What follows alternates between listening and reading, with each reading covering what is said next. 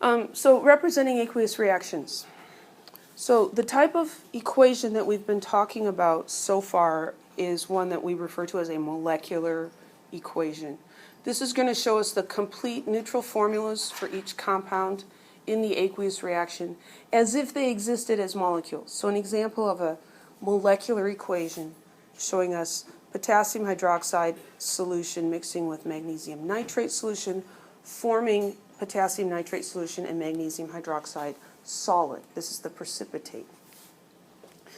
But what's really going on in the beaker? Well, anything that's aqueous in the beaker is actually dissociated. The ions are separated. And so a complete ionic equation is going to tell us what these different species are actually doing. And so to make a complete ionic equation from this, we look at this, well, this one's aqueous. That means there's potassium ions and hydroxide ions, and they're separated. So we're going to separate them in the equation. This one, soluble, aqueous, separated into magnesium ions and nitrate ions. This one also separated.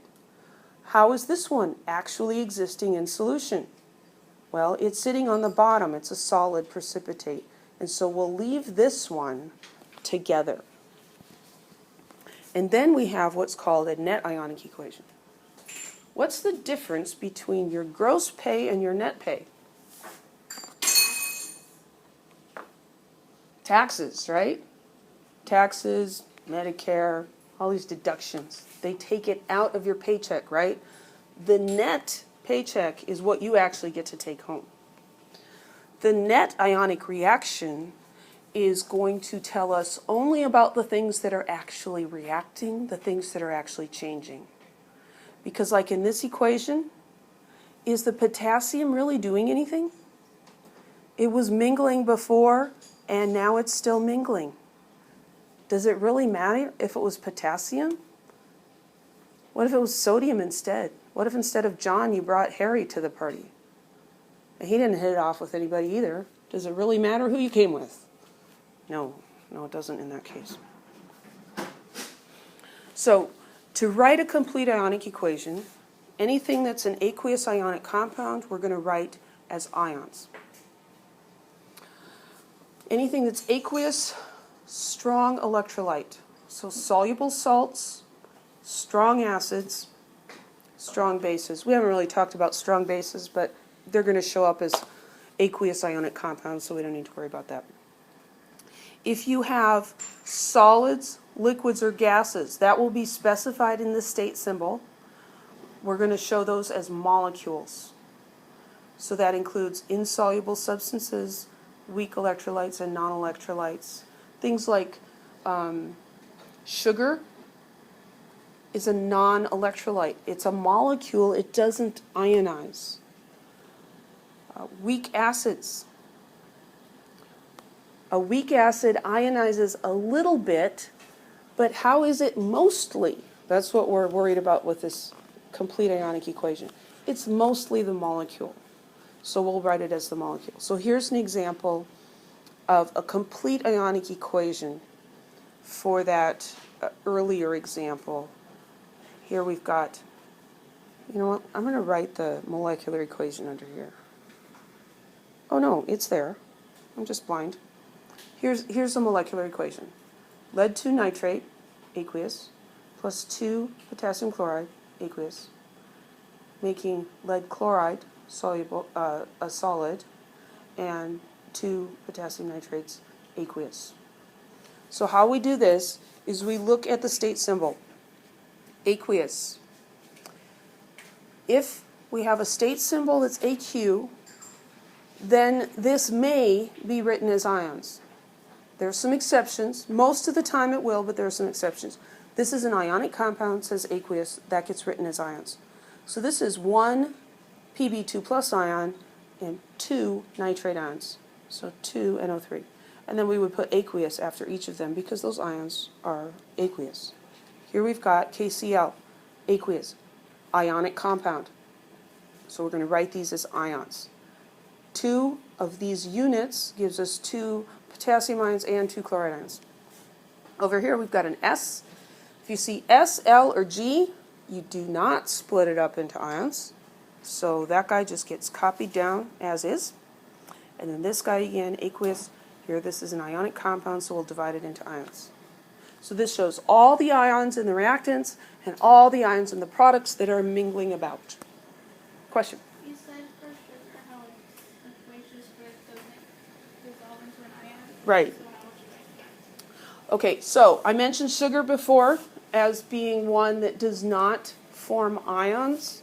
At this point in the semester, I am hoping that they won't throw things like that at you because you don't really, well, let's see. Let's think about that for a minute. So C11H22O11, or maybe it's C12. I forget. Anyway, close enough. If we look at that compound, just with our limited knowledge of nomenclature, is that an ionic compound? No. It doesn't fall into the category we learned to name of binary molecular compounds, but it's all nonmetals. So if you get a compound that's all nonmetals, it cannot be an ionic compound. We're not talking about acids here, but it would have to be a molecular compound, and so you would just you would just keep it the same. Yeah. So just like we took this and just copied it down, if you would run into anything like this, I hope they don't do that to you because it's mean, but you would just copy it down as is because it's not ionic. So the things we divide up are soluble salts, and by the word salt, by the way, when a chemist says salt, they mean ionic compound, not just table salt. So soluble ionic compounds, strong acids, strong bases, those get divided up. These guys don't. Any other questions? So here's that complete ionic equation again. Is the nitrate doing anything? No. He's just hanging out, right? So this is like going to a boxing match. Okay? Here in the ring, we have lead and we have chloride, and they get into it, and they beat each other up, right? Nitrate and potassium also came to the arena. They're sitting in the stands watching the fight go on. Do they leave with a fat lip and a bloody nose? Not unless things got out of control in the fans. It does happen, but no, nothing happened to them. They were spectators. They were just watching. They were not participating. So for a complete ionic equation, we include everybody. The net ionic equation, the bottom line. Only the things that something happened to. The guys in the boxing match. Lead came in like this. He left like that. So we just cross off the spectator ions and we write down what's left. So when we cross those guys off, it's a little bit like canceling out variables or something. We've got a 2NO3 minus on one side, a 2NO3 minus on the other side. They go away. Okay, so now we'll get some practice. We're supposed to write the complete ionic and the net ionic equations for each of the following. You may say, each of the following, there's only one. There's another one on the next slide. So we look at this, and this first one's aqueous. Is this ionic? Yes. So that's going to be divided into ions. Here's another ionic one. I'm sorry, another aqueous one. I already told you. That's ionic. Okay. Another aqueous one. Is this ionic? Yeah. Yeah. And this one's an S. We're not going to divide that one up, but we're going to divide everything else. And this is where, like, when you're just doing practice work, you might want to turn your paper landscape so that you can write across, because these tend to get really long. So let's look at this. We have two ions in here, potassium ion and sulfate ion. So K plus, and if we're being thorough, we do need to put those state symbols in there. It's a pain. How many K plus ions are going to come out of this unit? 2. And the other ion is sulfate, and that's aqueous. Some students really like to try to break those up, and they'll take potassium sulfate and they'll end up with potassium and sulfite and 4 oxides. Don't do it. 2 ions. Then over here we've got silver and nitrate. So Ag, aqueous, he's going to need a charge. How do we figure out the charge on silver ion? Periodic table. We can get it from the periodic table because we learned a little trick. Aluminum's +3, zinc's +2, silver's +1. We can also, in this case, look at the charge on nitrate ion. That's -1. It's a 1-to-1 ratio, so that's plus. This 2 in front means we have 2 silvers and 2 nitrates. Plus 2 nitrates, aqueous. And then our arrow. And we have 2 K pluses, aqueous, and 2 nitrates, aqueous. And we run out of space, so we just kind of drop down. And this guy is a solid. Silver and sulfate, and oh. So that's a complete ionic equation.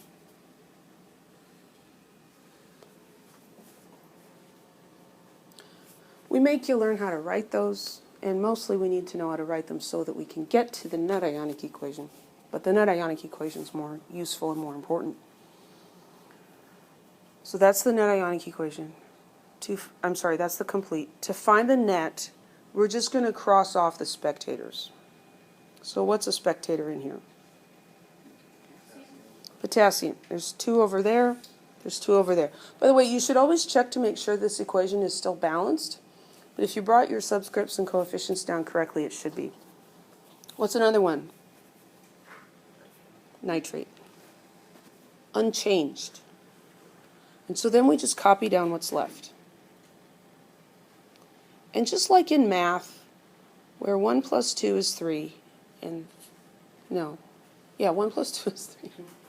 And 2 plus 1 is 3. The order doesn't matter.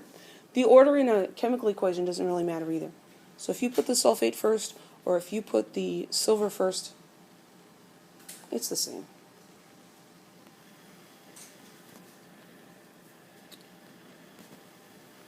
Ag2SO4 solid.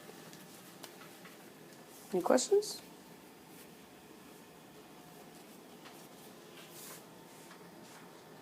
So the top one is the complete ionic, the bottom is the net ionic.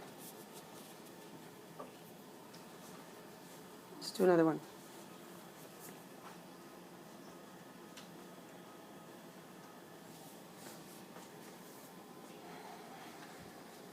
There was something missing from my lecture. We'll figure it out right here. Okay, so we need to do the same thing for this equation. This first one, aqueous, is it ionic? Yes, so we're going to separate this in ions. This one's aqueous. Is this an ionic compound? What kind is it? It's an acid. Then we need to know, is this a strong acid or a weak acid? It's a strong acid. How do we know that? There's a list, but we didn't talk about it this afternoon, did we? I didn't think so. There should be a slide about that. I'm pretty sure there's one in your textbook. There's a okay. There's a list of strong acids, HCl and nitric and perchloric and sulfuric. I'm blanking on the other 2. Some books give 6, some give 7. There should be a list in your book.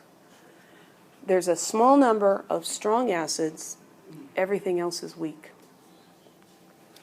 But this one is a strong acid, so we will divide it up. Sodium chloride, are we going to separate that? Yeah. Yes. How about CO2? No, because it's a gas. How about H2O? No, because it's a liquid. Okay, so this first one we're going to get 2 sodium ions and a carbonate ion.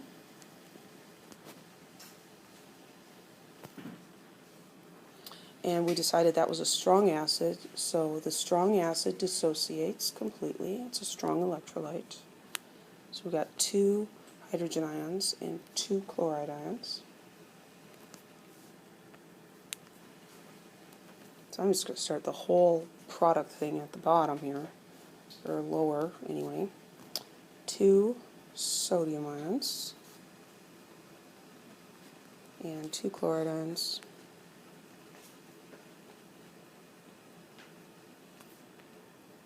And CO2 and H2O. Oops. And the only thing more tedious than writing this out by hand is doing it on a computer. All those special characters. There's the complete ionic equation. Net ionic equation, cross off the spectators. Who was watching and didn't participate? Sodium and chloride.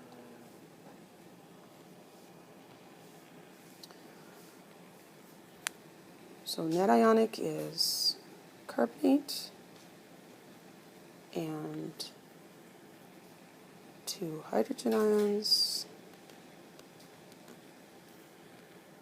and we end up with carbon dioxide and water.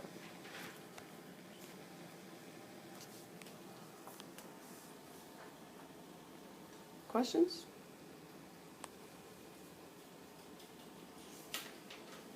This is one of those things that I get a lot of comments, but it looks so easy when you did it.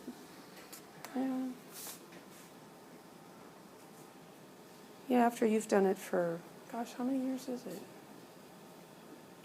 30 years? It'll be easy for you too. Actually, it can be easier much sooner than that.